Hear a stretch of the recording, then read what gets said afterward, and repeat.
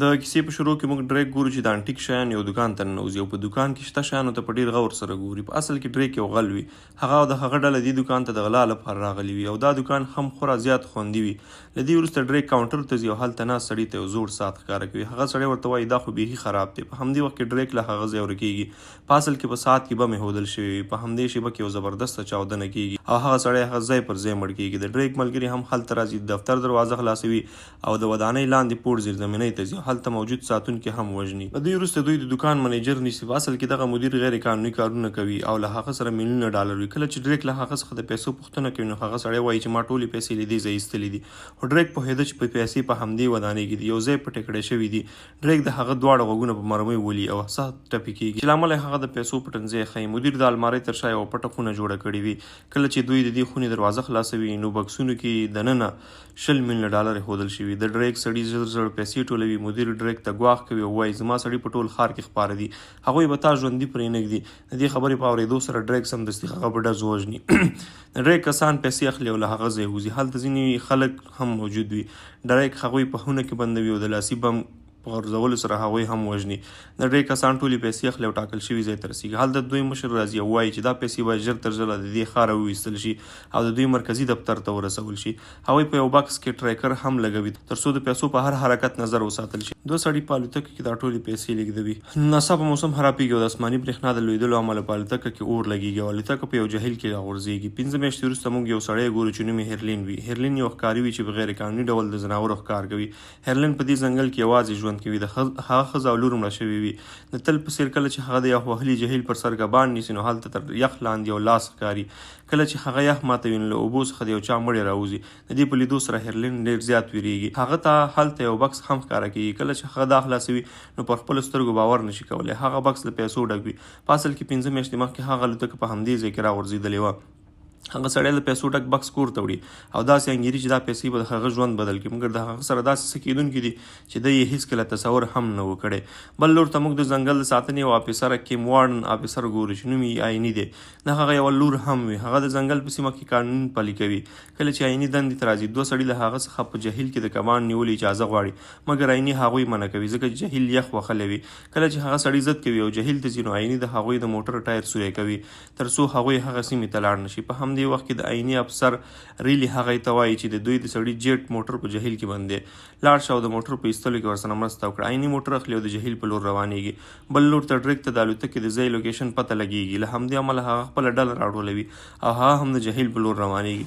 څه وخت وروسته هغوی هغه جهیل ته رسېږي چېرته چې د دوی الوتکه راغورځېدلې وي. د دوی یو کس وایي چې یخ په 100 ساعتونو کې ویلی شي نو زموږ باید انتظار وکړو. مګر کله چې ډریک د بکس لوکیشن ګوري نو هغه ځای بدلیدونکی وي. له همدې امله هغوی ته شک پیدا کېږي چې چا پیسې ایستلي او هغوی په چټکۍ سره د هغه ځای په لور حرکت کوي. عیني هم د جیټ د موټر ایستلو لپاره هماغه جهیل ته رسېږي. په همدې وخت کې هیرلین له جهیل څخه یو بل له پیسو ډک بکس وباسي او وړي. عیني هغه دروي او پوښتنه ترې کوي آیا ته د ښکار جواز لایسنس لري؟ کله چې هغه سمه خبره نه کوي نو عیني د هغې سامان تالش کوي او ورسره له پیسو ډک بکس ترلاسه کوي. عیني له هغې پوښتنه کوي چې دا پیسې له کومه راغلي؟ هیرلین وایي چې دا پیسې ورته د جهیل له دننه څخه ترلاسه شوي، مګر عیني د هغه په خبره باور نه کوي. هغه نیسي او د هغه سامان او بکس په خپل موټر کې ږدي. په همدې وخت کې د ډریک او د هغه کسان هم هلته رسېږي. کله چې هغوی د پیسو په اړه پوښتنه کوي نو عیني په کلکه انکار کوي. ډریک پر هغوی ټوپک راړوي او خپل کسان د موټر د تالاشۍ لپاره لیږي.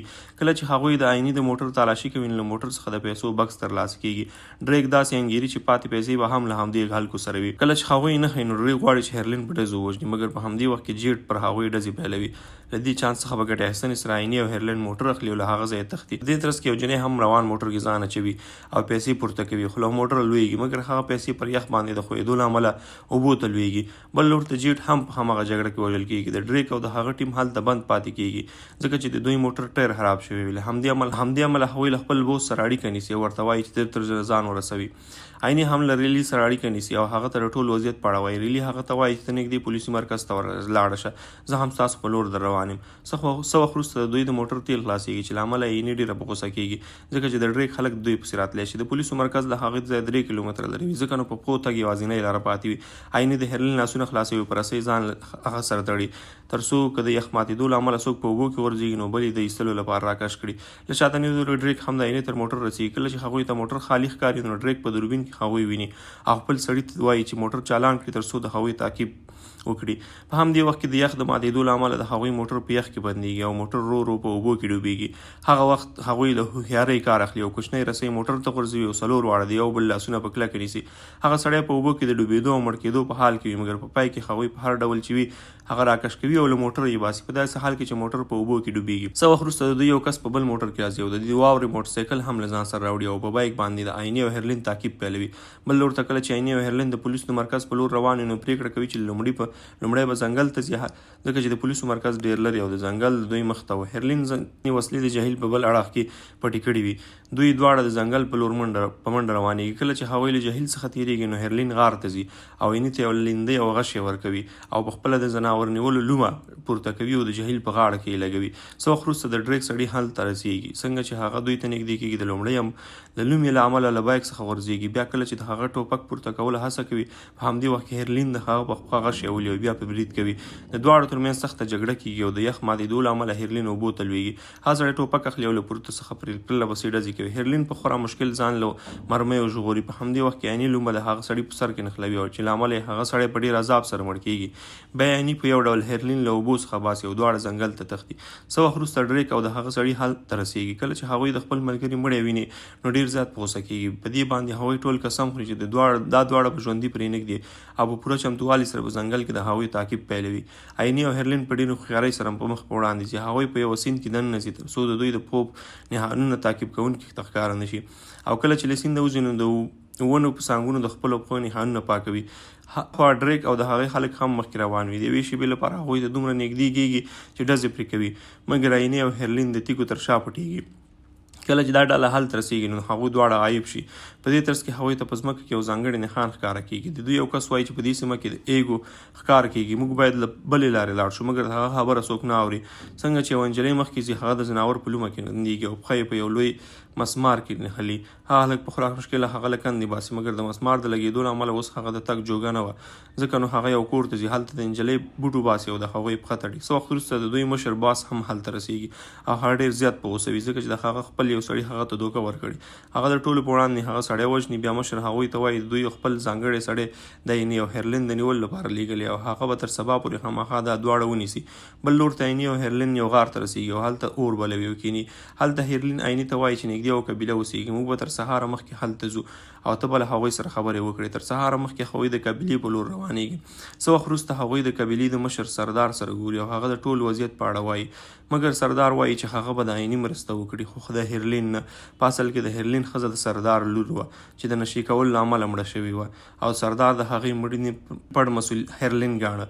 له همدې امله سردار هیرلین له قبیلې هم شړلی و، مګر په دغه وخت کې د عیني سردار ته وایي دا زما په بند کې دی او له هغه څخه د مرستې غوښتنه کوي تر څو هغه په خوندیتوب سره له ځنګل وباسي. سردار په یو ډول د هغوی خبره مني او هغوی د قبیلې په لور بیایي. کله چې هغوی جهیل ته رسېږي نو سردار هغوی ته پوهه ورکوي چې د دې جهیل د پاسه میتین ګاز خورا زیات دی او که دلته اور بل شي نو د میتین له امله اور غځېدلی شي او د سر زیان پېښولی شي.